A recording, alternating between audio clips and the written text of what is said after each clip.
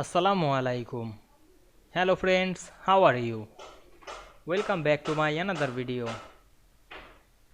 In this video, I am going to show you how to set inside margin of text box in Microsoft Publisher. Let's get started.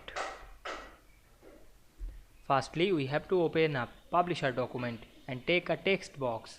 Now we want to set inside margin of this text box. Click the text box. Then go to the text box menu, then click the margin option, then go to the custom margin.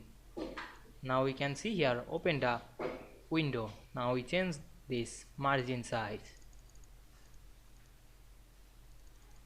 Now I change 0.7, then click OK. Now we can see we set inside margin of this text box very easily. I hope you enjoyed the video. Please like, comment, share and subscribe my channel.